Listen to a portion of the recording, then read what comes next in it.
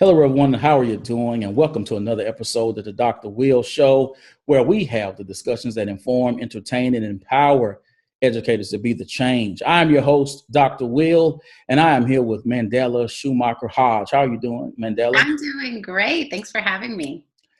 Thank you for being a guest on the show. I feel like, wow, I've hit the jackpot, the lottery, to getting you on. Oh, no. Well, the feeling is completely mutual. So thank you. I'm really honored. Well, thank you. Thank you. Since you said, I said, cha-ching, I'm going to raise my consulting rate after that. So people know that I have a lot of different people on the show. And what I like about Mandela is she did come from this background as being an educator, going into Silicon Valley. And she did this TEDx talk that really caught my attention of what can educators in education learn from entrepreneurs and entrepreneurship. And I said, bing, that's it. That is my topic right here. So I wanted to have Mandela to come on and share her journey and share her expertise with the people. So for those who are watching, will you please introduce yourself, Mandela?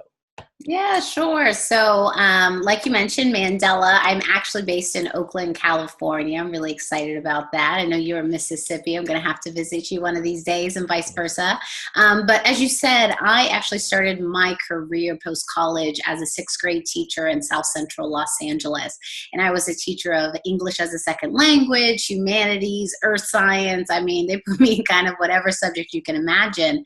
And it was 2008, and it was also the year of the budget crisis and the economic crisis, which obviously affected public schools. I was in LAUSD, the second largest school district in the country, and their policy, like other public school systems, was LIFO, last in, first out.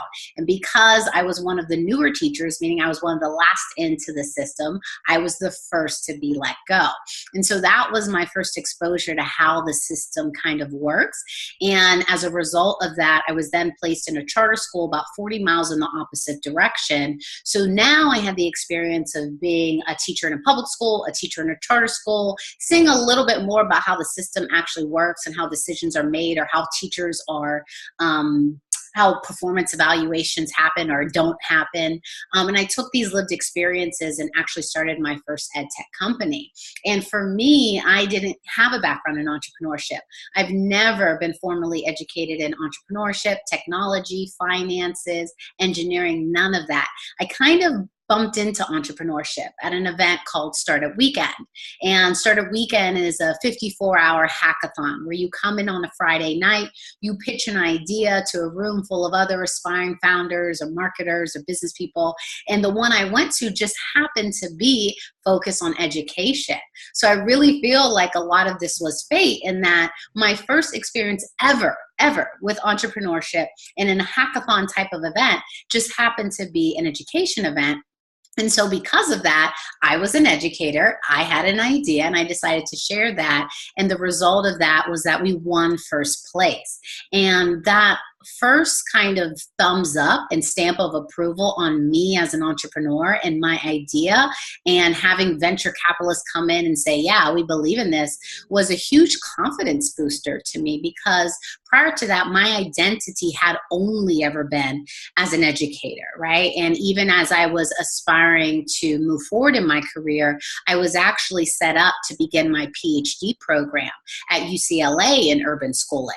So it's kind of like I had only been exposed to one way of making an impact, and that was either as a teacher, as a school administrator, or maybe as like a college professor. And I decided to do the college professor route. But then life was like, hold up, honey, let me show you something else. And it showed me entrepreneurship. And at that point, I had to make a decision. Well, what was I going to do? I just got the stamp of approval from this new world that kind of felt like my tribe. To be honest, it was one of the first places I felt like I belonged. And I never knew the language of it. I never knew it was called something.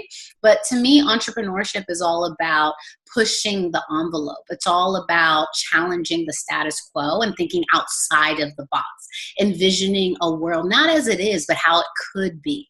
And to me, that speaks to my heart and my soul. And so at the time, I thought I'd be Superwoman, and I decided, like, oh, sure, I could do a PhD and build a startup at the same time, no problem. And I was so quickly humbled on my behind that I realized that to be successful at anything, you really have to have a laser focus. And it's just so incredibly hard to excel at anything, let alone two things at the same time. And after a couple months of being in my PhD program, I actually made the choice to drop out. And I was like, here we go. Let's jump full steam ahead. I had naivete on my side, and that I didn't know what I didn't know. And I didn't know how hard it was going to be psychologically, socially, in my relationships, financially, the sacrifices I made to try to make it work. But fast forward, my team and I, we ended up bootstrapping for about a year, right? And so a lot of people, like even myself, I didn't understand how common bootstrapping is. And bootstrapping, for your audience, it just means your business is surviving off of your own funds. You are not bringing in external capital or grant money or anything. It's just you, yourself, and your business. That's it. And we bootstrapped for a period of time, and then we ended up getting invited back to Startup Weekend as speakers, because we were one of the only companies that came out of that program that actually formed a real entity and was operating. And they invited us back, and I decided to participate when I was there. And I met my first investor, who was Mitch Kapor. And so that was kind of my entree into entrepreneurship.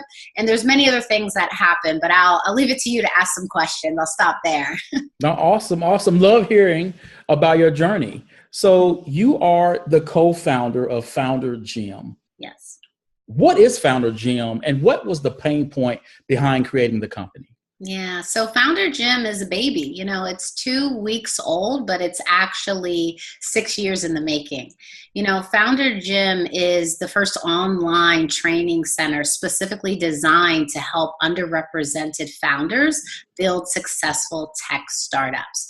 So when you think of a training center, you can think of, for instance, even a gym. Our name is Founder Gym, right? When you go to a gym, unlike a school, you're kind of going in year round to consistently maintain your gains or improve upon your gains, right? There is no beginning or end. It's a lifelong journey to maintain your health. And we see the same thing for founders. It's a lifelong journey to be a good founder and get stronger in different areas, whether it's operations or fundraising or human capital or product management or product growth. There's so many aspects of being a founder, and we really wanted to create a space specifically designed for underrepresented founders so that they could get trained and level up.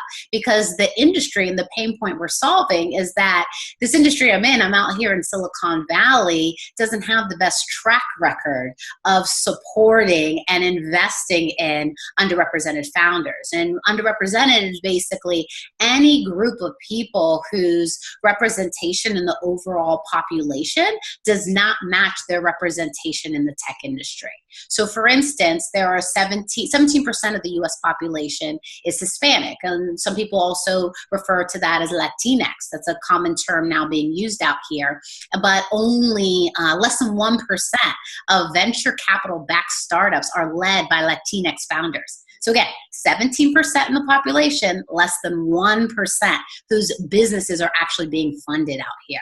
Right? We look at African Americans, 13% of the US population is African American. Less than 2% of venture capital backed startups are led by African Americans. And then if we go into African American females, it's even smaller, right? So, there's no hiding behind these numbers. Clearly, there is a huge problem. The thing, and there's been a lot of talk about the problem, and I'm all about calling out the problem, but my inclination is to go, okay, what are we going to do about it? How are we going to solve this problem? And the Founder Gym is a manifestation of my experience, both as an entrepreneur, a coach of entrepreneurs, but also as an educator, right? Because I understand the importance of personalized learning. But it also incorporates my background, which I didn't talk about, as an athlete. And I used to be a Division I soccer player, and I was the captain of my team. I played soccer since I was 4 years old. So the skills I've learned also as an athlete in terms of the mental toughness, the perseverance, the discipline, the grit, the teamwork, right? A lot of that you need as a skill set in terms of being a good founder as well.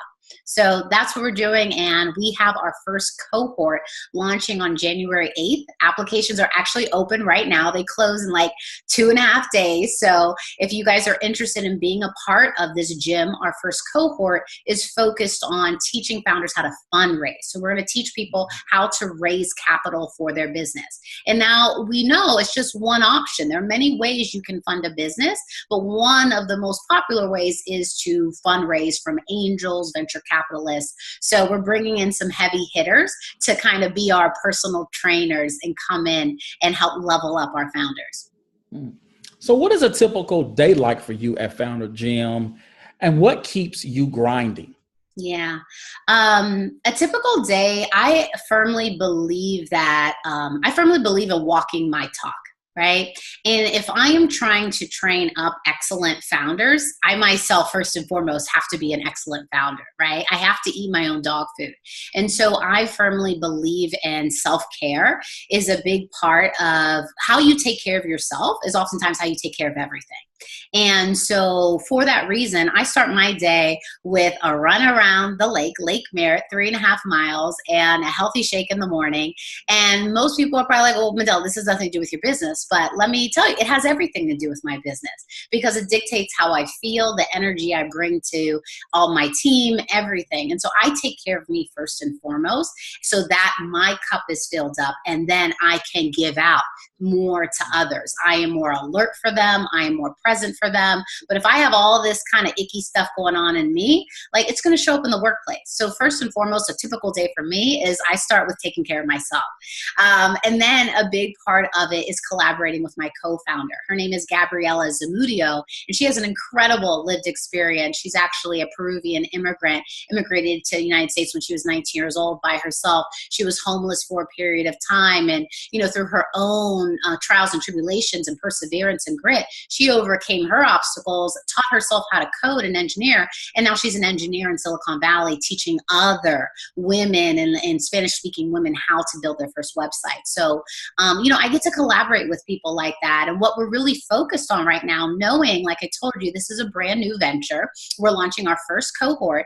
It's all about creating an amazing experience for our founders. We want to wow them. We want to service them better than anyone. And even the language I'm using, I hope people are paying attention to because we are at their service, right? We are here to serve them just like a teacher serves the students, right?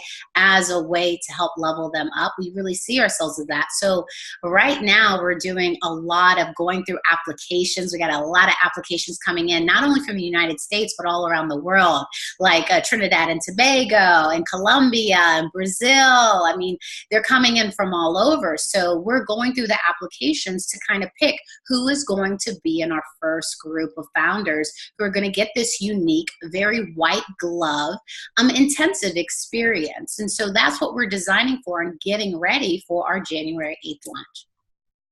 Wow. I'm excited. Thanks. I hope so.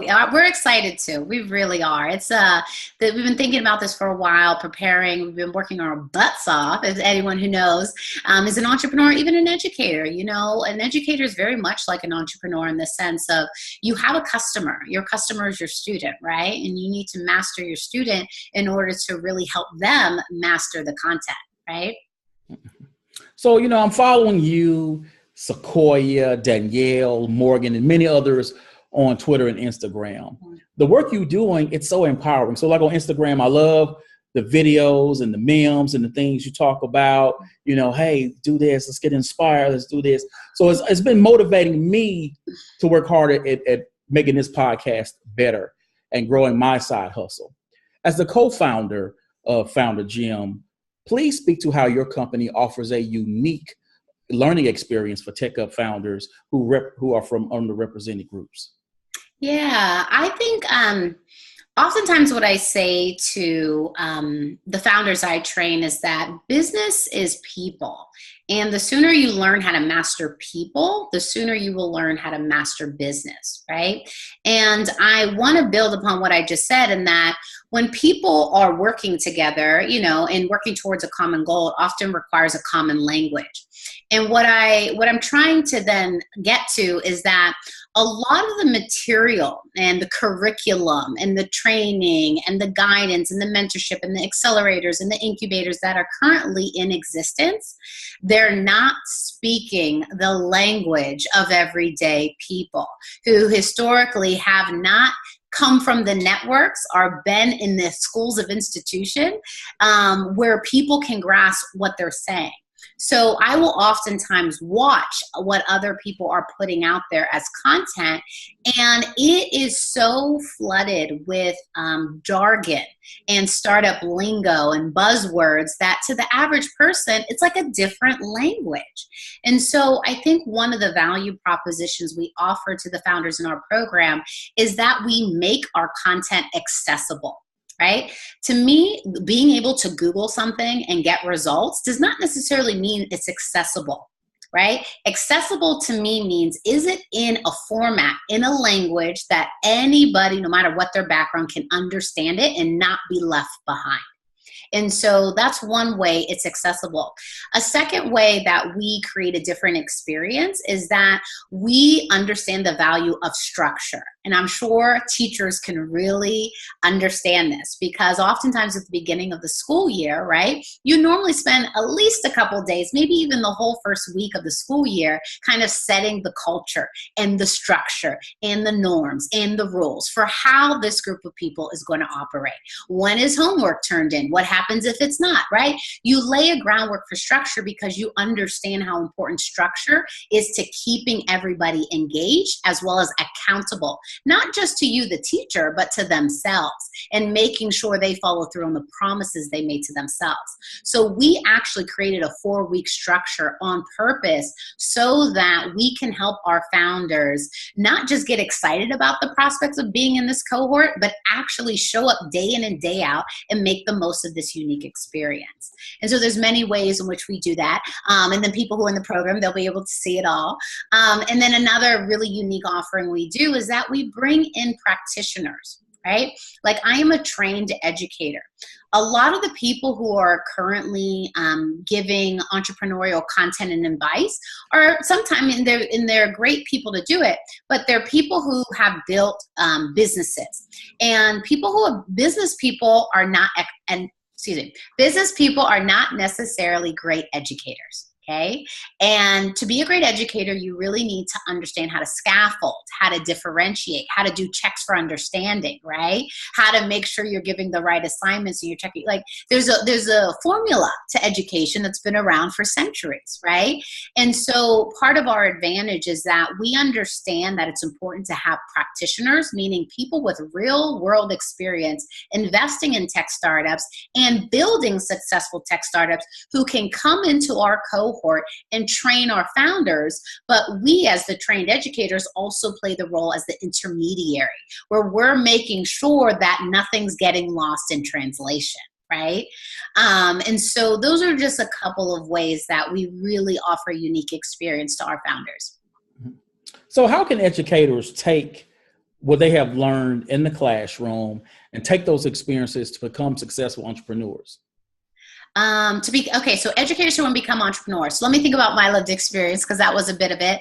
I think the number one thing that educators are already doing that entrepreneurs can actually learn from, and that teachers have a benefit and a competitive advantage, is that they really understand the value of personalization, right? And meeting people where they are. Right? Because I was teaching 6th grade English does not mean all my students were coming in at a 6th grade reading level, right? And it was first giving them a diagnostic to figure out where they all are, and then putting things in place, solutions in place to try to level everybody up, so that the people who came in at 6th grade level, they could go higher, and the people who came in at a 3rd grade level, they could catch up. right? And it's that being in tune with your user, your customer, and making sure you're building something specifically to meet their needs. Because oftentimes what happens in entrepreneurship is that entrepreneurs build the solution before they really understand the problem. And so in their mind, they're like, oh, I have the next greatest thing, blah, blah, blah. And then they go and launch and they're like, why is nobody using it? Why is nobody using it? And it's like, whoa, wait a second. You did it in reverse. It's first about doing your diagnostic, studying your users, making sure you really understand what their problem and their needs are before you go and build the solution. So that's definitely one thing I learned as an educator that I've applied to my journey in entrepreneurship. Another thing is, as an educator, I think you are working with a variety of stakeholders, right? You have your students, you have their parents or guardians, you have your co-teachers who are, you all have the same set of students and you're all trying to get each other to help a certain student. You have your principal or your administrators, right? There's so many, and then you have the government who's making sure you have the right test scores, right? So there's all these different stakeholders that you have to manage expectations for and get buy-in from. And as a founder, it's very similar, because you as the founder, people oftentimes say, oh, I'm going to be a founder because I want to be my own boss. And I'm like, you're not going to be your own boss. Are you kidding me? You are just, who's going to be the boss? Your users and your employees, because without either one of them, your business is kaput, right? You need users in order to have a business, and you need employees in order to scale a business. And so what I'm trying to get at is that as a founder, you're managing your customer happiness, you're managing your employment satisfaction. If you take on investors, you're managing their expectations and their timeline because they want some returns on their investment. And so it's just being cognizant of all these different people that you have to manage. And that's something teachers are already doing. Let me see if there's anything else that rings a bell. Probably, as we go through this conversation, some other things might come up, but those are two things. Okay. Now, there are going to be some educators. They're going to listen to this and they're going to go, Mandela, you're talking our talk. This is sounding beautiful. Everything is gelling together with the education and the business. I see what you're saying. Yeah. But I want to stay in the classroom, or I want to take on a leadership position. Mm-hmm. How can those educators take what entrepreneurs are saying about this is what it takes to be successful, mm-hmm. and then use that to make a greater impact in their schools? Yeah. So I think it's really important to kind of, and I've come to realize this over the years too, of how important self-awareness is, and also being aware of like what's outside of yourself. But self-awareness is important because it really comes down to like, what is your personal blueprint for success and happiness, right? Like what matters to you? Because from the example you just gave me, it sounds like, for instance, there's a person who has an entrepreneurial spirit, but also wants to apply that entrepreneurial spirit in a classroom setting or in a school setting, right? So I think step one is first getting clear on like, what matters to you and how do you define your success and happiness? Because oftentimes when people skip over that step and don't take the time to really have the internal dialogue with themselves, that's when kind of resentment and tension and frustration arises, because they're pointing at external factors, whether it's the school system, the parents, or whatever, for why they're not happy in their position. But really, I'm a firm believer in like personal responsibility. And step one is making sure you are actually clear on what you want. And so if the educator is clear that they want to make an impact in a school, and their vision of how they're going to make an impact is by becoming the lead teacher of the school or starting a new after school club at the school, then it becomes now, okay, great. You have your blueprint. You know what you want. That's step one. Now, step two is becoming aware of the environment in which you're operating within to make sure your blueprint can be something that you can actually build within the environment and the constraints that you're in. So what I'm talking about is, for instance, getting clear on how your, say, principal, what's on his or her blueprint, right? Because if his or her blueprint is only how they see their success and happiness is only tied to, for instance, test scores, and that's all they're going to focus on, and that's it, you may then become enlightened that, oh my goodness, my blueprint does not match the school's blueprint in which I'm operating within. So then you can either go about the course of trying to change your blueprint to fit in with the school's blueprint, or you can do the reverse, which is go have conversation with the powers that be at your school and try to get them to change what's on their blueprint, meaning what they value, to see if you can find a common ground. Or you may realize this isn't the place for me, right? This isn't where I'm going to, I have this beautiful, blueprint is like an architect, right? You're mapping it out, but then you got to go build it, right? And you need to make sure you're in a place that you can actually build it. Otherwise, you're going to constantly be frustrated. So I think there's certain things that are in educators' control, and I think there are certain things that are outside of educators' control. And it's a personal decision as to if your blueprint doesn't match with your school's blueprint, what you're going to do about it. And again, I gave the three options. Either you change your blueprint, you try to change a school's blueprint, or you might leave the situation, or you might just say, I'm just going to stick it out. And that's a personal choice. But I do believe it's important to find your tribe and to work with people who are willing, if that's the type of person you are, to work with people who are willing to challenge the status quo and think outside of the box. And otherwise you're going to feel like you're not bringing your best and living your truest, like your fullest expression of yourself. And I feel like that's what life is about. It's about like expressing yourself, let it all out there. And for me, I'm so grateful that I bumped into entrepreneurship, because it was via this route that I found those people where I didn't feel crazy, or I didn't feel like, oh gosh, I'm always starting trouble at my school because I always got all these ideas. Instead, I put myself in an environment where there were many people who had big ideas, who were willing to roll their sleeves up, not just theoretically talk about, oh, what could happen, or no, like, let's just make it happen.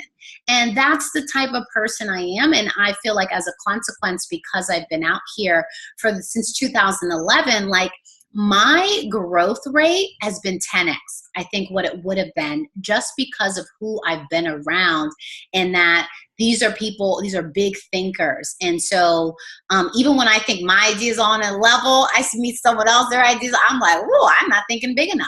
Right. And it's beyond thinking, though. It's about action at the end of the day. I say ideas are cheap.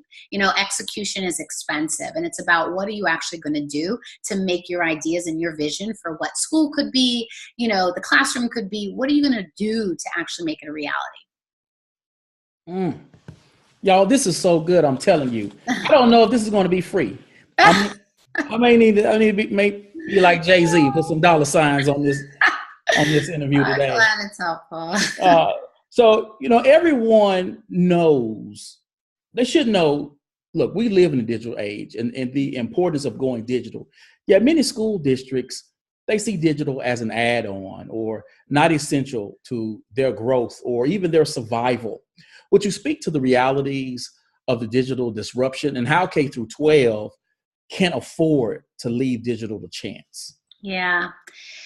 I think it's unfortunate that if there are people out there that believe that they believe that, because obviously we see time and time again where job creation is happening and where our people, a lot of underrepresented groups, are getting left out, right? Like, I'm in Silicon Valley, and if you've picked up any news article about what's going on out here, since 2014 when Google released their diversity numbers, right? There's a huge gap between who is actually taking the jobs out here in Silicon Valley and who exists in America. So people are being left out of this very rich opportunity, right? So for me, it's about wealth creation. And when you are not being exposed to opportunities where you can really improve on your digital literacy, the software you use, the hardware that's out there, just understanding kind of basic elements about even career opportunities. Like for me, I was never taught about about entrepreneurship. I was never taught about technology. So I'm kind of a late bloomer here too. And I'm trying to catch up. So when you are in these positions, you are, when you are leaving out, digital aspects of K through 12 educational like opportunities, you are leaving out groups of people from future wealth creation, where you are setting them up to constantly be consumers instead of creators, right?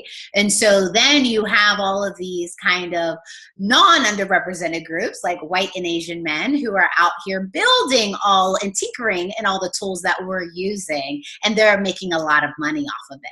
So I think it's a big part of economic power, and oftentimes it's not just about political power and the voting right. Like we've seen what happened, right? Yes, we have the right to vote, but we are very much disenfranchised in many areas. So it's also about economic power and making sure that people and youth are equipped to compete in the marketplace for jobs and opportunities, whether it's working at a tech company and or starting a tech company.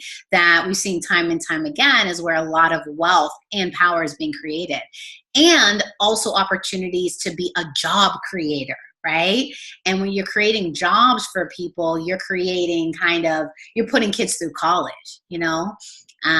So that's my 2 cents. I hear you. You know, and I had Bari A. Williams on the show. Yeah, she's amazing. She is. I love her. And her family. You got a lot of powerful women on your show. Hey, I'm trying to build around here. And we were talking about inclusion, but as we started talking, she started talking more about, you know, inclusion is cool, getting a job is cool, but ownership is everything, because you're not asking someone for a seat at the table at that point. You're building your own table. And so it was awesome that you just brought that up, because, you know, so many of us go out there and we do what society says, you know, get good grades in high school, go to college, get degrees, and then you apply to these corporations, and some let us in, some don't. And instead of, and I'm not saying that we shouldn't try to go work for Google or Facebook. That's awesome too. But we also need those individuals who are going to become competitors of Google and Facebook and create those companies and build that sort of communal wealth that we need to actually take us to the next level. So now I wanted you to talk about the startup culture and how that culture can be used to redesign schools. So I think, again, going back to what's been in the news lately, I mean, we've seen this across industries, kind of about like sexual harassment and bias. I mean, it really became very prominent in the news out here earlier this year with like the scandals at Uber, and then Ellen Powell, who was a colleague of mine, and her suing Kleiner Perkins over sexual harassment. So the reason why I'm starting with this is that there's nothing about the tech industry that's perfect. So I think that's very important for people to understand, because sometimes it could kind of be like putting Silicon Valley on this like pedestal of what's like a black box, like what's going on over there. It seems to be so much happening, but there's also a lot that's broken, because the reality is Silicon sits within America, and America is broken in many ways as well, right? So this is not some utopia that I live in and that we operate in. It has its own issues. Now, there are some good things you can pull from Silicon Valley, but there's also some bad things, in the sense of, obviously we shared the stats before about who's getting funded, who's getting the jobs, who's actually holding the purse strings to invest in the companies. It is very, very homogenous out here, and there's a long way to go. With that said, there are some things that I've leveraged from startup culture that I'm bringing into my own company, that maybe even educators can bring into their classrooms, or school leaders can bring into their school systems. And I think one of the biggest things I learned was just that the difference between valuing inputs versus valuing outputs. And what I mean by that is, oftentimes people in, say, other areas in other industries can value someone's performance or assess someone's performance based off of, oh, did Bobby come in Monday through Friday, 9 to 5? Yeah, he came in every day. He was on time. So he's a good employee.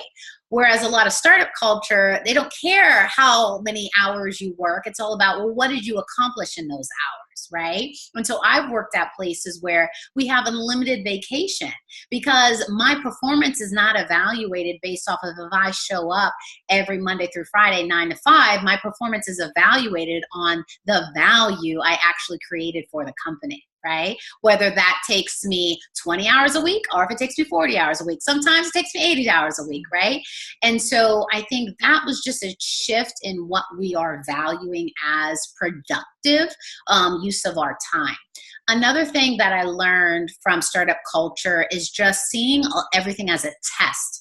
And that when you see things as a test, you don't have to be so rigid and so like take such a long time just to come up with something and test it. Because if you understand that everything is a test and that you're constantly forming hypotheses, designing experiments, running the experiment, learning from the data, using that to iterate, design a new hypothesis, and so on, it's just you change your mentality about how you're looking at this. You're not looking necessarily for like this silver bullet, but you understand it's going to continuously be an iterative process. I promise you what you see as cohort 1 today for the Founder Gym may very well be different from what you see for cohort 10. Right? Because we're running an experiment. We're going to test it with a certain cohort amount of people. We have a hypothesis of what we think we work, and then we're going to test it. We're going to collect data. We're going to have that data tell us a story, and then we're going to update the test, run it again. So I feel like that's a lot of what I've learned, why I've been able, and why many startup founders have been able to go faster and have been able to go farther because they're running these tests and these kind of what we call sprints, instead of trying to figure out like this long guide that you gotta like have perfectly buttoned up and read by 1 million people before it can get to the public, and then probably more than likely never even works. So that's like, even if you think about how a lot of policy is made. So I think those are two big things. I'm trying to think what else. I think what else did I learn about startup culture here? I just learned the importance of also being a lifelong learner, and that like rather than valuing pedigree and your degrees and what school you went to, like it's all about the value you bring today, right? Like in some ways, like Silicon Valley, that's why it's such a weird place to be because in some ways it's like there's all these like pattern matching going on where you have to fit a certain mold for people to want to hire you or want to invest in you. But in a lot of ways too, there's opportunities. Like for me, I never went to an Ivy League school. I didn't know anyone out here in Silicon Valley, right? So there's still also opportunities where if you have the hustle, the grit, the determination, the growth mindset, like you're a sponge, you network your butt off, all these things, you actually can navigate in this space too, where other industries may quickly shut you off. Like if you're trying to be a lawyer and you don't have a law degree, good luck, Chuck, right? Like you don't have a shot. But out here, you can actually, even if you don't have a degree or you didn't come from an Ivy League, there's still opportunities. So I think that's another thing I learned from startup culture too. Mm-hmm. So before we go, please expound on how Founder Gym is using the online space as a way to educate, build community, and provide guidance and support for the startup founders that you serve. Yeah. And how might K through 12 create a similar model to connect their students to mentors and learning experiences outside of the confines of the classroom? Yeah. Well, so Founder Gym is an online tool. It's online learning, right? Online learning is not new. Okay. And if you remember Khan Academy, right? Khan Academy was teaching math online. Mathematics is not new. It's been around since the beginning of time, right? But the way in which they were teaching online was different. And so even in the sense of I call it a gym, I don't call it a MOOC. right? We all know what a MOOC is, a massive online course, right? And there's been many of them like Udemy, Udacity, Coursera, blah, blah, blah. And I'm intentionally not using that language because I'm trying to break paradigms of how people are thinking this is the only way to do online learning. And I don't believe that. I believe that a lot of like MOOCs are played out in the sense of like people are used to it. It doesn't excite them. It doesn't engage them. And so it's about how can you reconstruct a learning opportunity that is online, because I believe in online because it's accessible to as many people as possible. And that's what I believe in. I truly am trying to build a bridge between Silicon Valley and the streets. That's what I want to do in technology, the internet, our platform on which we're building it on. It is the bridge that we are building. Now, how do you go about making that engaging? Well, you really have to understand your user and personalize it for them. Too often, people are building online spaces that are kind of a one size fits all. And when it's one size fits all, it doesn't necessarily speak to the people, or it seems generic or not for them. And so I think going the extra effort or going the extra mile to really study who you are serving. Like you could make the greeting different, right? You can say, welcome to the Founder Gym, or you could be like, yo, what's up? Welcome to the Founder Gym, right? Like it's all those little things that create an experience in how someone feels when they're on your platform. So it's about tapping into the language, the images, the structure, the layout, so that when people are engaging with your online content, it's feeling good to them. It's feeling like this is their tribe. They belong here. And you need to delight them so much that they talk about it. That's how things go viral. Right? Remember the first time an Amazon cardboard box dropped off in front of your door, right? 2 days after you just ordered it. That was like, whoop, mind blown, right? Remember the first time an Uber or a Lyft picked you up when it said it was going to pick you up and dropped you off, and you didn't even have to pull out your wallet. Mind blown, right? So these experiences that really go above and beyond and change the way in which things have been done, these are the experiences that people talk about. And this is how things go viral. So that's our goal. We want to create such an exceptional experience for our founders that they can't help but talk about it. And that is the best marketing. Free word of mouth viral marketing. So that's our goal. And I think we're going to achieve that by really taking the time up front to listen, learn, pay attention to what matters most to the people we're trying to serve. Wow. This is amazing, people. You don't understand. I'm feeling right now. I'm just sitting here going like, ooh, I can't wait to share this. So this is a great conversation. I thank you so much, Mandela, for coming on the show and dropping these gems to all of the people. It's been awesome. Thank you.